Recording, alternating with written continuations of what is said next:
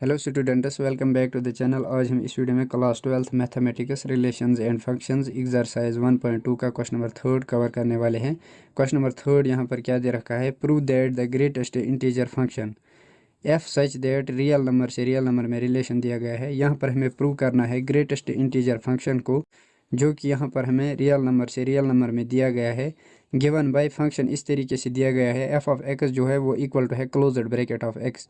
कह रहा है कि ये न वन वन है, is neither one one nor onto, न ये वन वन है न ऑन टू है। तो क्लोज्ड ब्रैकेट ऑफ एक्स जो है, where closed bracket of X denotes the greatest integer less than और इक्वल टू एक्स। ये क्लोज्ड ब्रैकेट जो है ये ग्रेटेस्ट इंटीजर को यहाँ पे रिप्रेजेंट कर रहा है। ग्रेटेस्ट इंटीजर क्या है? यहाँ पे एक्स की वैल्यू या तो एक्स के इक्वल होगी या एक्स से लेसर होगी। तो यहाँ पर अगर हम देखें तो फंक्शन हमारे पास दिया गया है और से और में, real number two real number. अगर हम यहाँ पर नंबर लाइन बनाए, नंबर लाइन पर हमारे पास रियल नंबर्स इस तरीके से आते हैं, 0 -1 -2 -3 अप टू इन्फिनिटी इधर से, और पॉजिटिव इधर से इन्फिनिटी तक। तो ये हमने नंबर लाइन बनाई। अब अगर हम यहाँ पर real number two real number की बात करें, real number two real number की बात करें, हमारे पास क्या है? फंक्शन एफ ऑफ एक्स जो है हमारे पास वो इक्वल टू है greatest integer value of x. Greatest integer value का मतलब क्या होता है? अगर हम यहाँ पर 1.1 पुट करते हैं, अगर हम यहाँ पर 1.1 पुट करते हैं तो ये हमारा 1 रिज़ल्ट देगा। ये 1.1 रिज़ल्ट नहीं देगा। अगर हम यहाँ पर 1.1 पुट करेंगे तो ये 1 पॉइंट वाला एलिमिनेट हो जाएगा, ये 1 हमें रिज़ल्ट देता है। इसी को ग्रेटेस्ट इंटीजर वैल्यू कहते हैं। मतलब ये लगभग उसके आसपास की वैल्यू देता है हमको। इसी तरीके से अगर हम 1.5 को भी यहाँ पर डालें तो वो भी हमें 1 का रिज़ल्ट देगा। इसी तरीके से अगर हम 1.9 को भी डालेंगे, ये 2 रिज़ल्ट नहीं देगा, ये तब भी 1 रिज़ल्ट देगा यहाँ पे, अगर हम पुट करें 1.9 को। इसी तरीके से अगर हम यहाँ पर मान लो 2.1 को पुट किया, तो यहाँ पर अगर 2.1 पुट करेंगे ये हमारा 2 रिज़ल्ट देगा। ये जो पॉइंट में वैल्यूज़ है ये हमारे रियल नंबर्स में आते हैं, तो ये हमने यहाँ पर लिख लिया।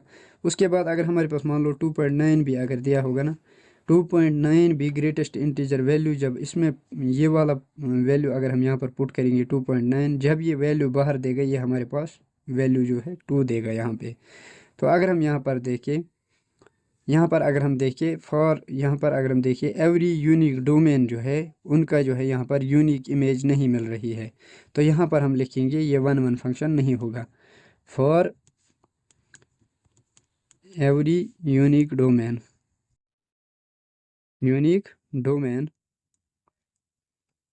रेंज जो है, रेंज इज़ नॉट यूनिक,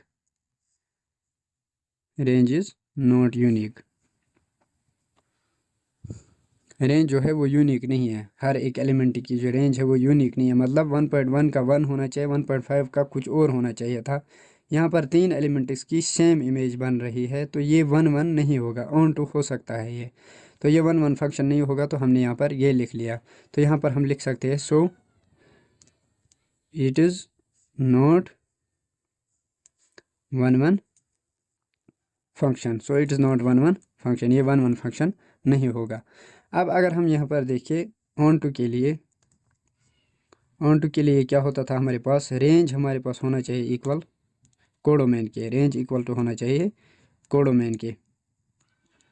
देखो यहाँ पर ग्रेटेस्ट इंटीजर का मतलब क्या होता है वो मैं आपको थोड़ा सा समझाता हूँ। देखो एफ ऑफ एक्स जो है हमारे पास वो दिया गया है इस तरीके से, क्लोज ब्रैकेट ऑफ एक्स। मान लो अगर यहाँ पर आप x की वैल्यू 1.1 लोगे ना, 1.1, तो आपको y की वैल्यू जो है, इसमें जो है y की वैल्यूज़ आती है, y की वैल्यू आपको यहाँ पर 1 मिलेगी, 1.1 नहीं मिलेगी। इसी तरीके से अगर आप x की वैल्यू 1.5 हमने पुट किया था तो आपको तब भी y की वैल्यू 1 मिलेगी। इसी तरीके से अगर 1.9 पुट करेंगे तो तब भी y की वैल्यू यहाँ पर 1 ही मिलेगी। इसी तरीके से 2.01, अगर 2.01 आप मान लो x की वैल्यू पुट करते हो तो y की वैल्यू जो है वो 2 मिलेगी। ये ग्रेटेस्ट इंटीजर फंक्शन जो है मतलब आसपास की वैल्यू देता है। उसके बाद अगर हम देखें, अब हम यहाँ पे चेक करते हैं ऑन टू के लिए। ऑन टू के लिए रेंज इक्वल टू कोडोमेन होना चाहिए। अगर हम यहाँ पर कोडोमेन के एलिमेंट्स लिखे तो कोडोमेन के एलिमेंट्स क्या है हमारे पास? कोडोमेन के एलिमेंट्स यहाँ पर है हमारे पास रियल नंबर्स। इसमें जो भी नंबर्स आएंगे कोडोमेन के वो रियल नंबर्स के आएंगे। यहाँ पर जो है रियल नंबर्स है सारे के सारे। उसमें जो है ये वाले एलिमेंट जो है जो यहाँ पे रिलेशन बना रहे हैं वो यहाँ पर रेंज कहलाएंगे। तो कोडोमेन के एलिमेंट्स हमारे पास है रियल नंबर्स, और रियल नंबर्स क्या होते हैं हमारे पास?